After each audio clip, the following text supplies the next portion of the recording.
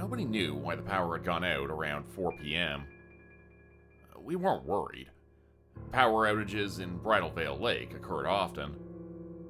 Usually, they were resolved in a few hours. So long as it isn't dark, my boss, Gordon Ross, commented, not quite under his breath. I understood his meaning. I'd been working at the Brock Plaza Hotel for a little under a year after graduating university. The guests would be hungry after dark. If that sounds ominous, it's because it is. Tourists from all over the world paid a lot of money to stay at the historic Brock, and they each believed they had the right to a perfect vacation. Visits to the lounge and restaurant reached their height around 7 p.m. It wouldn't be dark then, but without power, it'd be difficult to convince staff to cook and serve without adequate lighting. It would be damn near impossible for Gordon to agree to open the restaurant if the debit system didn't work. Room service would be an even bigger issue, mostly for the same reasons. But the calls would still come because our landline seemed to be working, at least for the moment.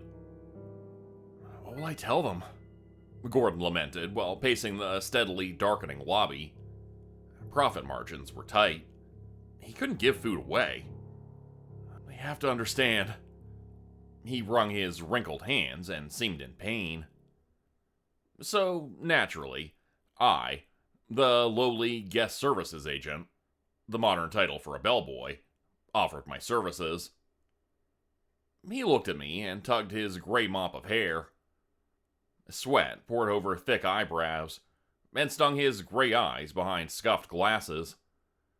The sun set while he thought, and I nervously waited, thinking I'd crossed some unknown boundary. Go, he said in the gathering gloom. Take a flashlight and go up, floor by floor, and see the hallways are clear and all is well. I had neither the confidence nor the will to question these vague instructions, and moved to obey at once. His leathery, dry hand seized my forearm. And call down. Each floor. Call down to the front desk. Tell me what's happening. Use the, I can use the emergency phone by the elevator, sir, I suggested. The elevator, he parroted back. The elevator, they won't be working. Of course, sir. I'll use the stairs.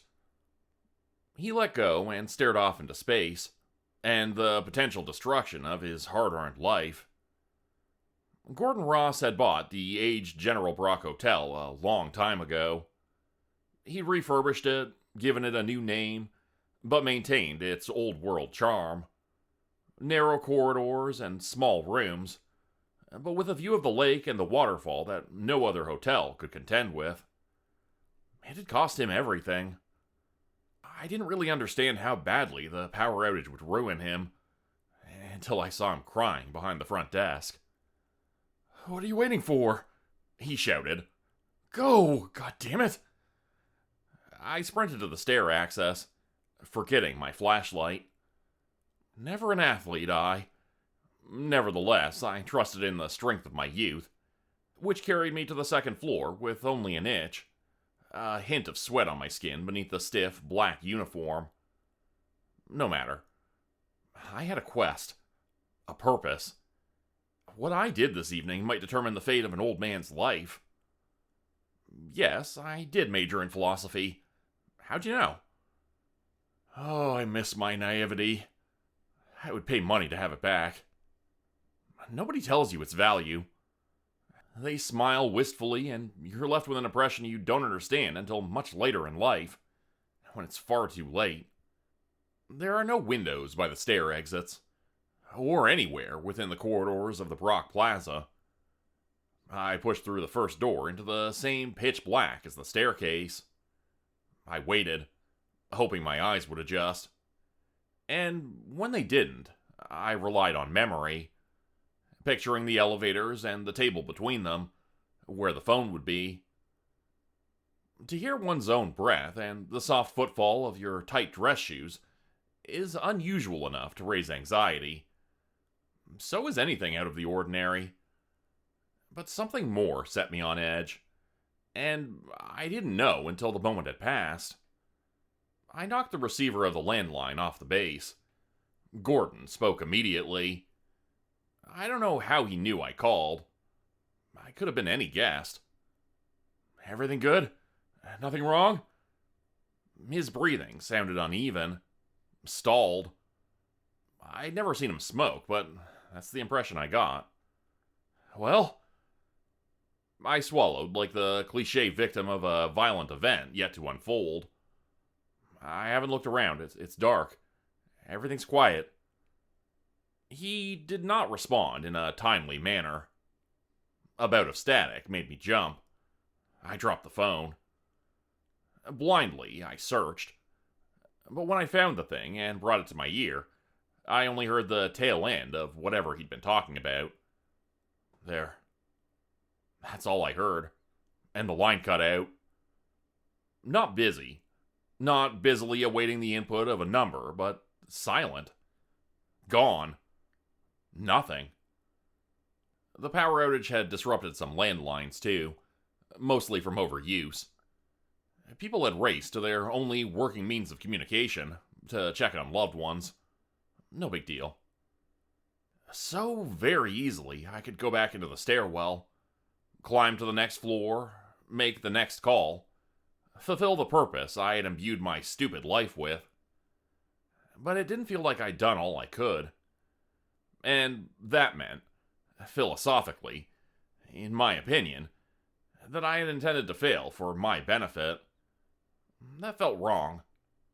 Guilt warmed into my heart, and I knew I had to do what had been asked. The guests.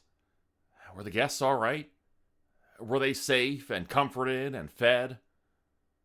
What more could the Brock Plaza, and I, as their representative, do to help them weather this unfortunate but hopefully momentary disruption to their stay? I needed to move, even if that meant stumbling through the slender hallways in the dark. I knocked and announced my intention. "Guest services, how are you doing?" Trembling, I don't know why, I waited for a response. Yet, none came. I think I knocked on every door. It's hard to know for sure, given the fact I couldn't see a thing. Not one of them gave a response. Not one.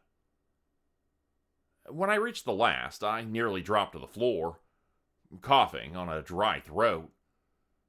The door swung open. These are older rooms, but they still closed automatically. Unless someone disabled the... Oh. I'd entered the ice room. I knew when my hands bumped the glass exterior of the adjacent vending machine. I couldn't help anyone if I couldn't see. To return to the front desk with nothing achieved seemed shameful. Mr. Ross had been crying, and I didn't know him to be an especially patient man either. He might angrily fire me, or worse, cry some more. I decided to feel along the walls until I arrived back at the elevator and the hopefully restored line. I picked up the receiver. The connection to the front desk should have been nearly instantaneous. Instead, I heard a continuous ringing, and I shuddered each time. I needed someone to pick up. A tiny LED lit, green, which meant a connection. Yet, no one spoke. Hello? A shock of static stung my ear, enough that I had to pull the receiver away. Hello? Mr. Ross? More static. Then it cleared. Silence. Hello? More static. And then... Front desk. The voice sounded distant, muffled. Is Mr. Ross there? Everything's quiet on the second floor, but I can't see a thing. I need that flashlight. Another wave of crackles brought an intruding conversation from another line.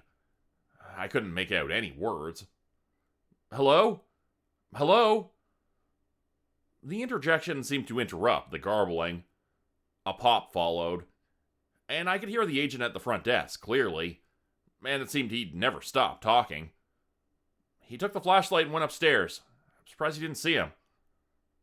Without air conditioning, the hallways held on to the humidity. Sweat and water in the air competed to see which element could drench my uniform faster.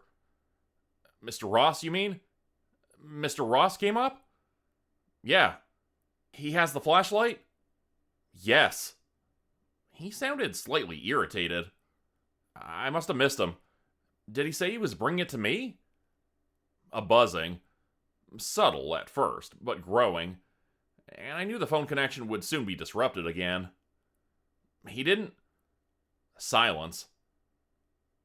A peal of laughter penetrated the thin walls of a nearby room, and I dropped the receiver again. It banged off the table and dangled by its coiled cord. I waved my hands until my fingers became tangled, and I could bring up the phone. No one answered when I spoke. Nothing to do but hang up and wait for Mr. Ross. Waiting in the dark, however, is tough to determine, especially when no sign of humanity can be heard. That laughter should have brought comfort. It might have if it hadn't been so isolated. Guests should be raiding the overpriced minibars, or talking at least. It couldn't be much past 8 p.m. Where were the calls for room service and the angry tourists demanding a refund? Someone, just one at least, should be trying to drunkenly depart their room in pursuit of a late-night swim. And yet, nothing but quiet. Until a click. That's it. Just a click. Maybe a drop of water from somewhere?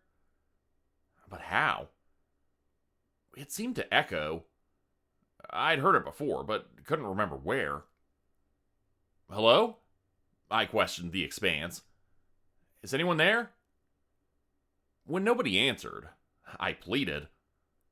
Please, I'm scared, and I was about to say something like, I don't know where I am, because that seemed to be true. The only evidence I had of being on the second floor at that point came from memory. The things I touched I perceived to be the furniture and items of the Brock Plaza, but it could never be so quiet. So where could I be? I held onto the edge of the table, supporting the useless emergency phone with white-knuckled intensity, my slimy grip greased with sweat. Where was Mr. Ross? I thought of checking the stairwell. Maybe he'd fallen. Perhaps when I'd gone into the ice room, he'd passed by and kept on going, thinking I'd already moved on to the next floor.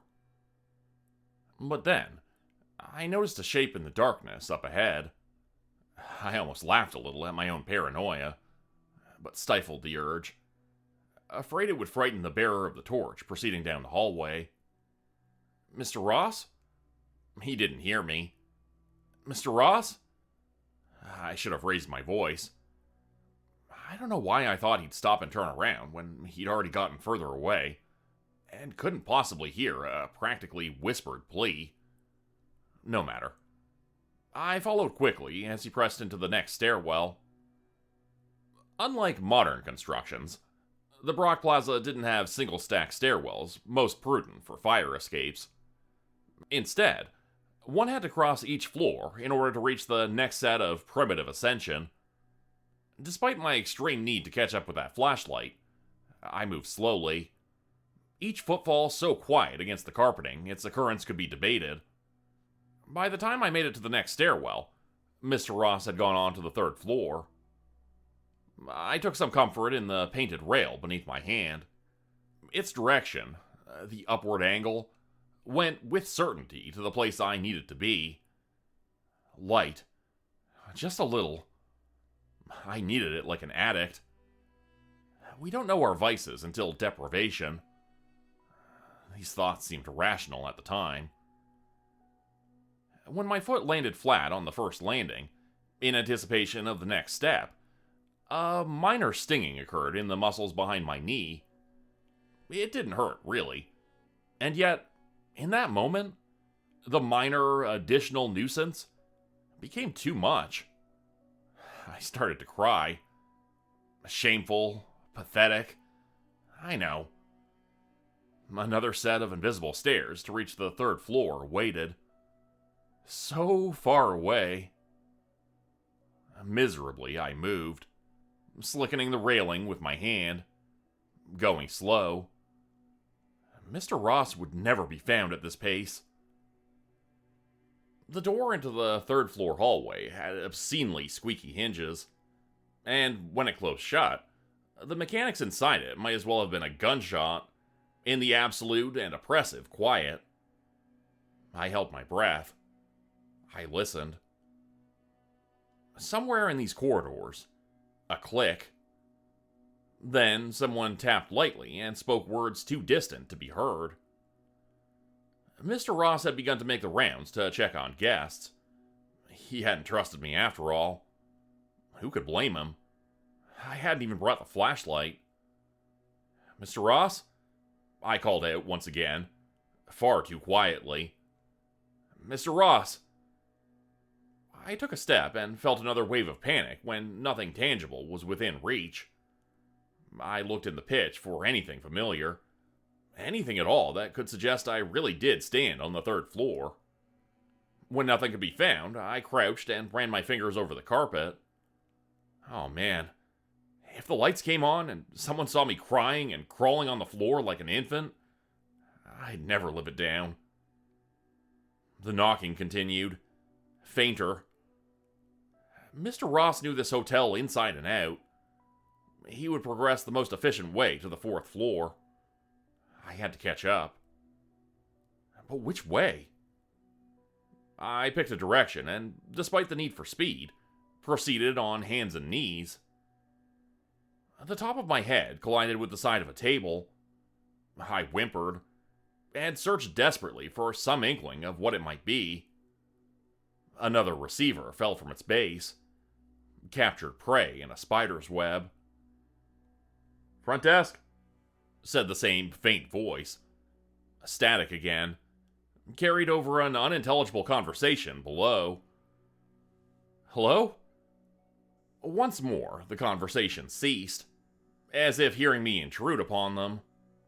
I didn't care. "I can't find Mr. Ross," I told whoever had been posted to the lobby. "I think he's around. Ahead somewhere. It's too dark here. I'm lost. Can you send someone up with another flashlight? Please?" A long silence followed. "No, there's no one there. Can't hear anyone."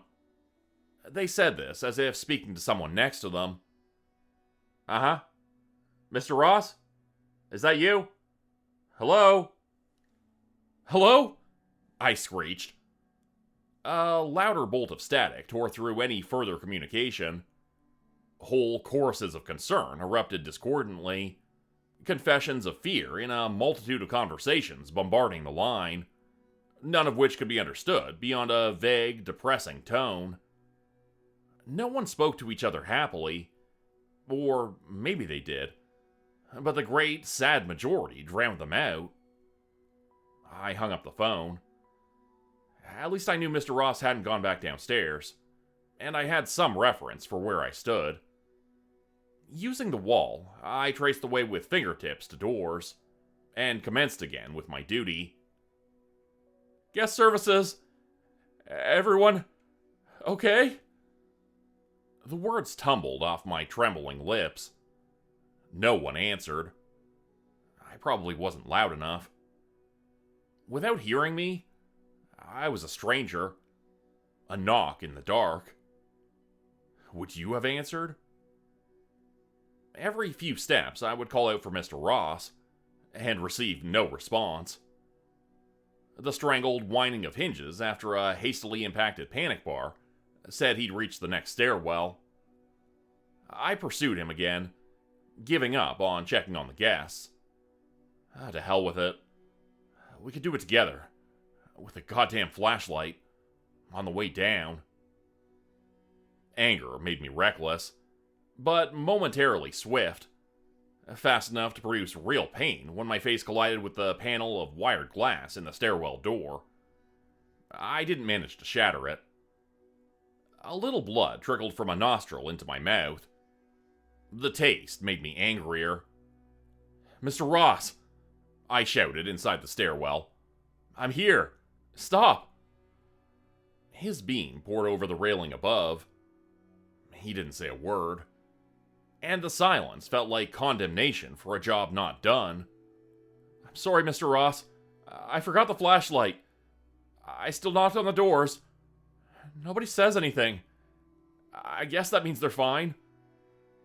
He huffed and took away the light. The next door only squeaked a little. He'd entered the 4th floor. I raced and tripped after him. "Mr. Ross! Mr. Ross! Please, don't!" The thought of leaving, going back to the lobby, crossed my mind. I'd certainly be fired, and I needed the job. I also liked working here until today. I wanted to do well for Mr. Ross and the Brock Plaza. It had been the General Brock before.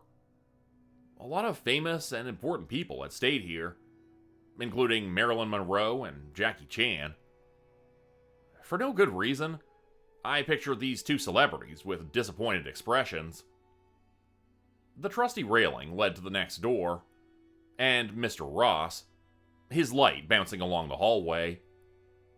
The old man had heard me and chosen not to respond, so I decided to silently catch up with the idea I'd assist with whatever he had in mind. He continued to knock on doors, but his words were still inaudible, and he quickly moved on without really waiting for a response. It made me think he might be scared too, and that idea made me feel better. Mr. Ross, big and scary, he even had a flashlight, and yet he too was afraid. "I'm right behind you, Mr. Ross," I announced.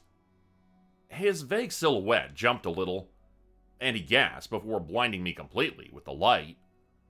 "Who's there?" "It's me, Mr. Ross." He huffed, irritated. "You forgot the flashlight." "Yes, sir." Silent condemnation punctuated by his heavy breathing. "Take this." He approached and spun the handle of the torch, illuminating his sweat-layered wrinkles. The journey upstairs hadn't been easy. "Go back downstairs. I'll keep going." "Sir? How will you see?" He shook the flashlight at me. "Don't argue, goddammit." Reluctantly, guilty, I took the offered light, noting selfishly how it did make me feel better. "We could go together." "No." "Sir?" "No," he insisted. "Damn insurance won't cover you if you get hurt in these conditions. I shouldn't have sent you in the first place. Go back downstairs and assist the front desk." "Should I come back up if a guest needs something?" "No," he said, his tone indicating how stupid he found the suggestion. "I just told you to go back." He sighed and wrung his hands. "Sir, is there anyone else up here?" "Huh? Did you send anyone else?" "What? No. Why?" I didn't want to accuse him of anything, but he'd seen me in the stairwell a moment ago, and didn't say a word. Why did he decide to stop in the hallway? Quickly, I made excuses for him. He didn't see me. He'd been too disappointed and frustrated to acknowledge me. Walking away prevented him from saying something nasty. "Nothing," I said. "I'll head downstairs, sir." He grumbled something, and the dark swallowed him whole. His knock against a nearby door was rapid yet professional. "Guest services," he said crisply, almost jovial. "Just checking in." I heard hinges and a brief conversation. "We're fine, thanks." They answered for him, of course. I'd been worse than useless. Because of me, there were probably a lot of guests wondering who'd been knocking at the door. With the flashlight, I began the descent to the lobby. On my way through the third floor is when I realized my error. The knocking had been unmistakably different. Mr. Ross took time to speak. He waited for a response.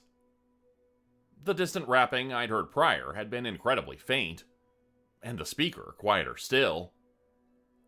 No other employees had been sent by Mr. Ross. That could only mean someone was knocking on doors for another reason. Theft in hotels is unfortunately common, and older places like the Brock Plaza were more vulnerable. The architecture made it difficult to install security cameras without significant blind spots, and the electric locks could be bypassed by fake card keys. The blackout would embolden criminals for sure. No cameras, unreliable phone lines. The police would be very busy. And guests might just open the door if they didn't heed the irregularity of the stranger's knocking. I had to get to a phone, and I had to warn Mr. Ross. For too long, I hesitated about the distance between the third floor and the fourth. Ultimately, I jogged up the stairwell, but just before I pushed the panic bar, I heard it again. Laughter, the same as before, moving through the walls like a ghost. Someone found something very funny, because it lasted longer. I had heard it on the second floor, too. I'm sure it was the same. It could only belong to the someone else stalking the corridors. I felt sick. Regular thieves would want to be quiet. That could only mean someone irregular, maybe crazy, wandered around for a purpose unrelated to room invasion. They didn't want things. Or maybe they did, but only as an addendum to their primary purpose: harm. No, I thought. You're letting the dark and your mind conjure the worst-case scenario. It could be kids. Just kids. Bored by the blackout. Maybe even resentful. I could imagine children, especially teens, pranking the other guests for a thrill. My hands shook. I missed the panic bar on my first attempt, which triggered another wave of anxiety. "They're right behind you," said an unwelcome suggestion from my inner monologue. Shut up, I thought right back. Gritting teeth to stop them from chattering, I entered the stairwell and went up. Mr. Ross would have likely made it to the fifth floor already. "Desk?" said an awfully distorted voice. "Hello?" I said. The static ebbed like an electric ocean. Once more, I heard a conversation beneath the veil, clearer than the fragmented reply from the front desk. "He isn't here," a male said. "He isn't here either," replied a woman. "What should we do?" "There's nothing to be done," she answered. A crackling pop struck my eardrum, and I winced. "Front desk? Hello? Hello? Someone is wandering the..." Another auditory thorn. So loud I felt it in my jaw. "Too dark," the male garbled. "He likes the dark," the woman, weeping now, admitted. "We should have stayed home," the man confessed. "It was a bad idea," she said, echoing the sentiment. "Don't apologize to me." "Hello?" I tried. Invading their conversation, I know, but the gravity of their words justified it. "What are you talking about? Who are you talking about?" The line went quiet except for the static. "Please," I begged them. "I'm in the hallway and..." I noticed the fading end of the flashlight beam. "Front desk," the attendant said clearly, with insistence that it must be so. "Is someone there?" "Something's wrong," I said, struggling not to hyperventilate. "Call the police. It could be nothing. Maybe. Somebody's wandering the halls, knocking on doors, causing trouble." It seemed like the worst kind of understatement, but only because of the fear compounding my chest and making it hard to breathe. Heat rising through the building baked the collective dirt of a century right out of the walls. New paint and wallpaper couldn't prevent the release, and nothing could be taken back from the thick humidity clogging the air. Hotels are filthy places. No amount of housekeeping can cleanse the totality of grossness conducted within these rooms. "Hello?" I asked the receiver, and nobody replied. No one would be coming to save the day. I could run downstairs and maybe get a call through to the police, but Mr. Ross would be on his own. And maybe that would be fine, because the profoundly sinister thing I imagined prowling came from me, an inexperienced 20-something scared of the dark. It could be nothing, in other words. And nothing shouldn't be feared. But if not nothing, then again, Mr. Ross might be in danger. I hung up the receiver and willed my body into motion. He didn't seem to be rushing through the hallways, and without a flashlight, he'd likely be even slower. Each door, each step, I hesitated and swallowed. I'd stopped sweating. I had no more sweat. The dying flashlight promised bigger problems, if I considered everything a setback. The 5th floor was empty. I thought about the emergency phone. Maybe it would work this time? Excuses, excuses. Keep going. Mr. Ross's life could depend on it. The flashlight beam flickered, which prompted frantic shaking of the cheap plastic cylinder. It didn't help. A minute or two until blindness resumed.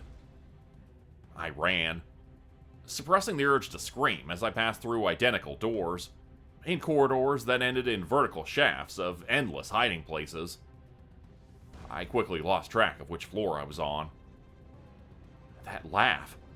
Again. Closer. Just around the corner. I shut off the flashlight when I realized another beam's particles were subtly bouncing off the ceiling. Another quiet knock followed, and then the muffled voice. Not Mr. Ross. Fear held me back another moment. No one answered. Then that click. So familiar. I held my breath and crept quietly. The next corridor was as dark as any. I turned on the flashlight and stupidly despaired, as the beam dwindled to a pinpoint. It did little more than cripple the ability of my eyes to adjust even a little. Nevertheless, I swept the narrow space and understood I had somehow gotten turned around. Up ahead would be the alcove, with the elevators and the phone. I'd surely been moving faster than Mr. Ross. I must have passed him. I prayed for the phone to work as the flashlight gave its last flicker. Once more, the dark. I dropped my grip to the butt of the cylinder. It wasn't anything like a police torch I'd seen on TV, the kind that made for a handy bludgeon, but I thought it might be capable of making an assailant think twice if I hit them hard enough. Feeling my way along the doorway and wall, I proceeded until my fingertips leapt off the edge of a corner, and I nearly lost balance. That wasn't right. There should be... That click again. And this close? I recognized what it was. When someone flicks their tongue against the bottom of their mouth. A hand touched the small of my back. Gentle but firm. Mr. He'd never touched me before. Why do so now without announcing himself first? I'd never tried so hard to contrive a reason for the sensation against me. I prayed for imagination, and worst-case scenarios to get it wrong again. But then, another click, and hot breath directly in my ear. The hand seized a bunch of my shirt, and the lights above flickered to life. Lots of places during the blackout had power restored for a few seconds, even hours, before losing it again. Grid stability was required to ensure that the system wouldn't crash. So while Bridal Veil Lake's hydro facility, designed by Nikola Tesla himself, was functional, its connection and support of the entire Ontario-New York area meant it had to remain offline for the time being. The lights came on, and I saw the chasm ahead. Part of my chute reached the ledge of an open elevator shaft. I let out a squawk and thrust outward with my hands, dropping the flashlight as I gripped the sides of the entry. That hand remained placed. Breathing in short gasps, I turned and caught the stranger's reflection for a second, before the power died once again. "Please," I begged. "Don't." They clicked their tongue. The glimpse in the mirror had revealed little. A short person, not a child, and perhaps a teenager. On their face, I only saw an excited smile, a splitting, sweaty skin. That and a kind of vibrating excitement. Joyous anticipation over what they were about to do. Another flicker, but not enough to see them again. They released an exasperated sigh and took their hand away. The power came back on, and this time would last a few hours. Only my own reflection remained in the mirror. They had gone. Without the dark, the game had ended. I saw the outcome below. Barely understanding the tangle of twisted limbs as distinct individuals. Mr. Ross appeared to be asleep. I might have believed he'd survived the drop, if not for the unnatural bend and bulge in his neck. Two others lay beneath him, in an abstract painting of blood. They'd all fallen to their deaths. Naturally, I did what you might expect. I called the front desk, but couldn't get through. Briefly, I entertained the idea of chasing the person responsible, but understood I'd likely let them escape already. Stupid and hesitant, I had allowed this to happen. I didn't even call out for help. Not disturbing the guests was vital to being an effective guest services agent. I wanted to be good. Mr. Ross was dead.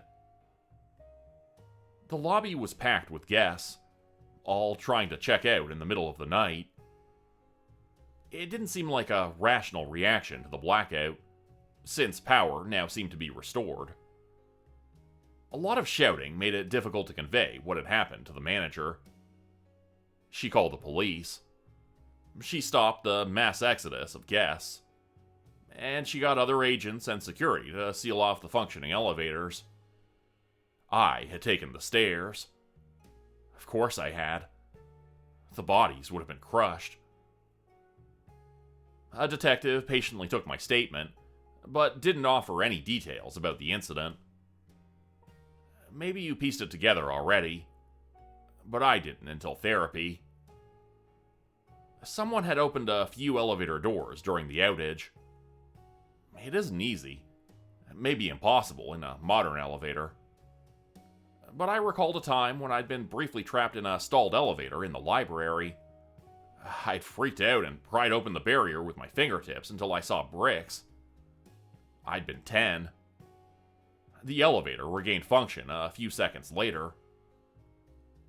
Nobody likely answered the psychopath's knocks, but a few guests were wandering in the dark, either away or toward their rooms, and were offered guidance and lured instead to their deaths. That had been good, apparently, for a laugh. The murderer wouldn't have known who Mr. Ross was. He'd accepted guidance without a light, though the murderer certainly had one, and the ability to use echolocation. they clicked their tongue. My therapist did some research. Apparently, some blind people develop the ability. They didn't know if anyone with sight had done it before, but a study said it was possible. If I hadn't been so depressed, I might have found this all very interesting. Instead, I focused on one simple fact. Mr. Ross had agreed to assistance from a total stranger without a flashlight. I'd had a flashlight. He knew me, and yet I'd been sent away. I quit the Brock Plaza soon after. I got a job at a scented candle shop. Become a channel member today for early access, bonus videos, and special emojis only available to members. Check out the description below or click the join button for more info. If you'd like another way to help support the channel, please consider joining my Patreon page at patreon.com/JordanGroupHorror. As a patron, you'll get access to bonus videos and content. You'll be credited at the end of every video going forward, and if you decide to stay for 3 months, I'll name a character after you which will be featured in a Hollow's End story. Links to join the Patreon are in the description. Thanks everyone for listening. Please like, subscribe, and comment to help the channel continue to grow. And see you again next time at 4 p.m. Eastern Standard Time. Hope you have a great night.